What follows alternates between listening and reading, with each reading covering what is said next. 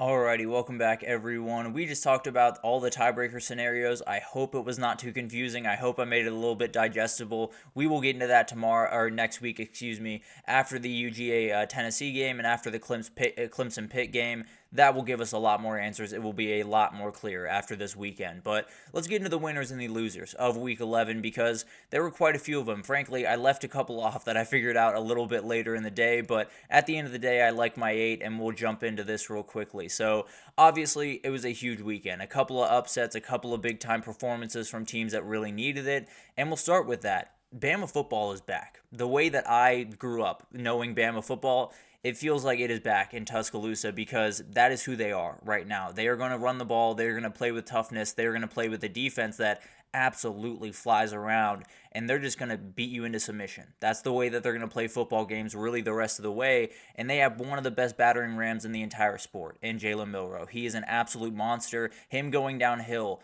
might be the most terrifying thing in all of the sport. He is so good when he is out in open field, when he can make plays with his legs. Obviously, the question still remains, can he do that over the next, 4, 5, 6 games possibly as they try to win a national title?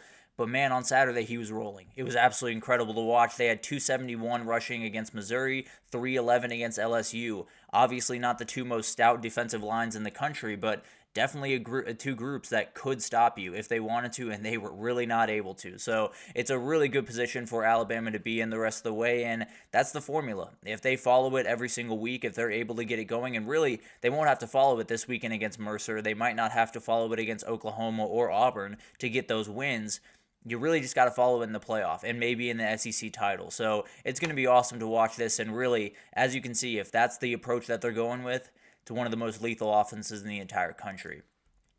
The loser was the SEC and the Big Ten haters because I think the last chance for the Big Ten, or excuse me, for the Big 12 and the ACC to get more than one team in probably died this weekend. And it's really the Miami loss that did them in. It felt like Miami was the team that if they went 12-0, lost to SMU in a tight game, a 12-1 Miami, I think still would have snuck into the field.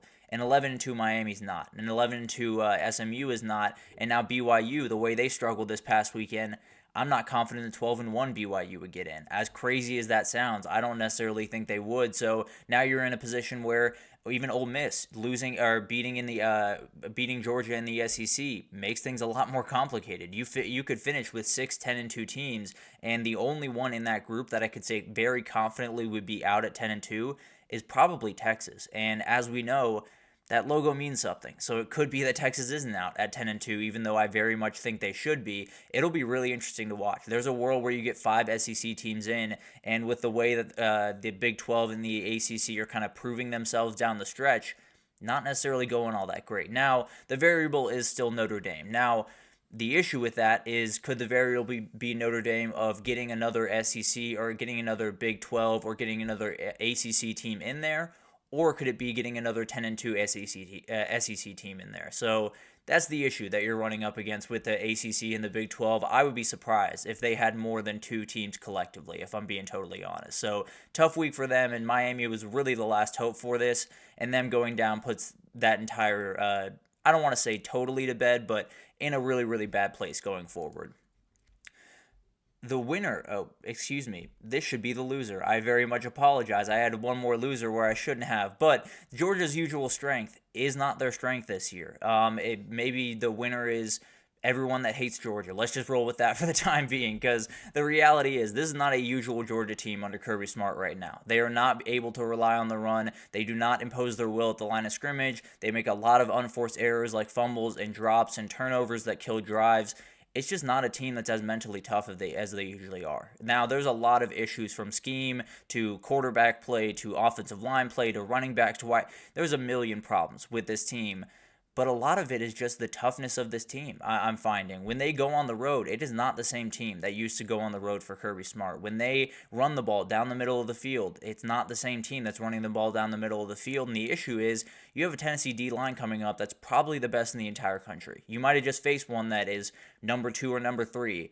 Tennessee might be number 1. And if your O-line cannot hold up, you're going to be in a lot of trouble. So I know I said winner. This is definitely a loser. Georgia's usual strength is not their usual strength right now. So apologies for that. But I realize now what I did.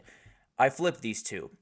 Ole Miss boosters are the big time winners. I realize what I did there. Apologies for that, but ignore that top part. The Ole Miss boosters, huge winners, because you look at this weekend, it was confirmation that all of the checks you wrote, all the investments you made this offseason were totally worth it. You watched as all of the I don't want to put it this way because they're players, they're people.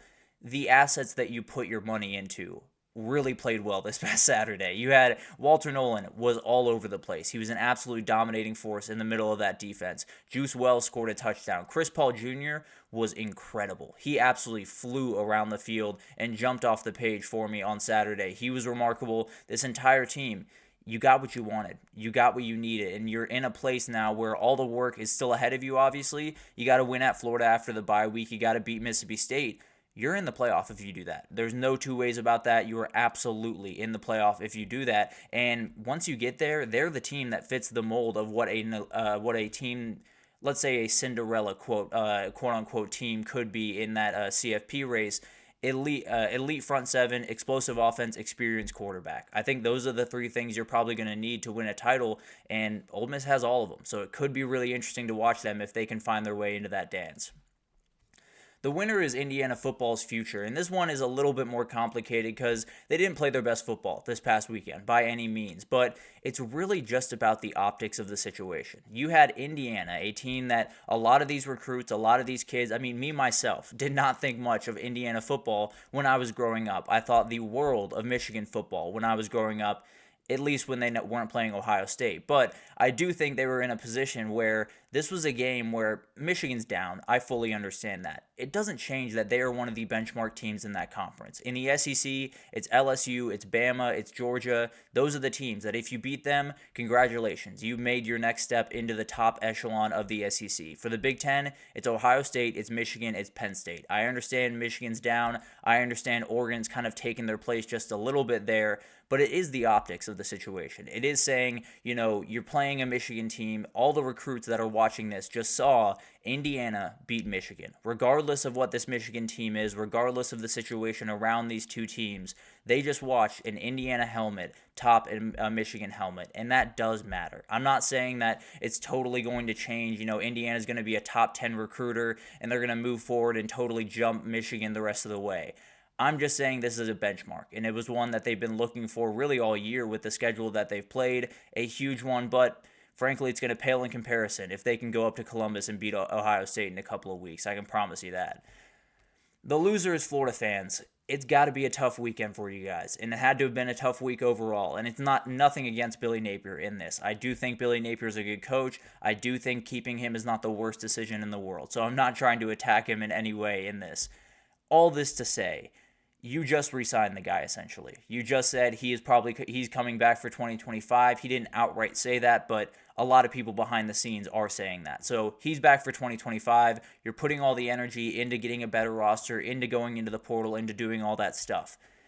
And then you go out on the field and get absolutely railroaded by the new SEC team. That has got to hurt. You're on a coach that is in his third year. You feel like you should have a better footing in this conference than Texas does, and you just don't. They have the better roster. They have the better coaches. They have the better players, and they're finishing better. So you're in a really bad spot. Now, here's the good news is the injuries were outright ridiculous in this game, especially on the offensive side of the ball for Florida. And when you're facing one of the best defenses in the country, it's going to be a tall task to get much of anything going. So the offense, I'll leave that by the wayside for the time being. The defense getting beaten up does suck, but you're going to get some staff changes there soon. So I know this weekend stunk. I know this week probably stunk for a lot of Florida fans out there. I promise you it'll be okay. I promise you that you guys will bounce back. I can't promise you're going to go 10-2 next year.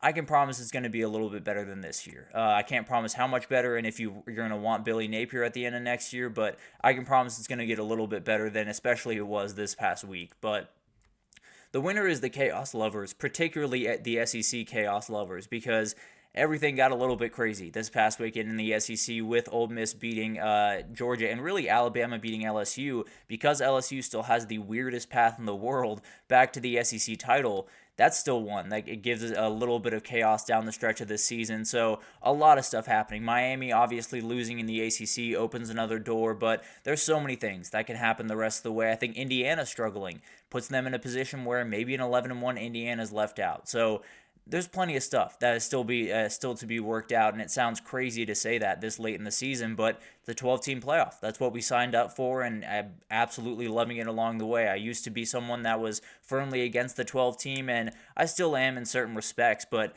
I'm having a lot of fun. I'll be totally honest with you guys. So it's been really, really awesome, and I think this weekend we'll do a lot to answer some questions. Probably won't do everything, so we'll have to figure out what happens the rest of the way. But the biggest loser to me was the newly minted one-loss teams. There were a couple of teams that had their season take a really tough hit last week. Then they got right back up on that horse and got a knockout punch pretty much. So very, very tough week. We'll start with Pitt. They lost to Virginia this past weekend. Second straight loss puts them from undefeated and in the CFP to now 7-2 and staring down a game against Clemson. Really, really tough. In a matter of 8 days, everything kind of fell apart over there. So they're in a really tough position. And if they can beat Clemson, things get right back on track, and then you're just waiting for Miami to misstep and then possibly get your season back. But at the end of the day, a really, really tough turn of events where if they won this weekend, then maybe them and Clemson was the face-off for the ACC title, but they lose, and now they're in a really, really tough spot regardless of if they win or lose this weekend. And then Iowa State's another one. They're coming off a loss from Texas Tech, immediately fall to Kansas. Now they need a little bit of help from Colorado to get back into the Big 12 championship. Not quite as much help as Pitt needs, but definitely is in a position where if Colorado loses and they win out, they're still very much in the hunt. If they misstep at any point or Colorado doesn't, they're officially out of the Big 12 championship, when 2 weeks ago it felt like them and BYU were kind of on a collision course in that conference. So it was a crazy weekend. There is a ton of more losers. I mean, the refs in the BYU-Utah game, after the game getting berated by the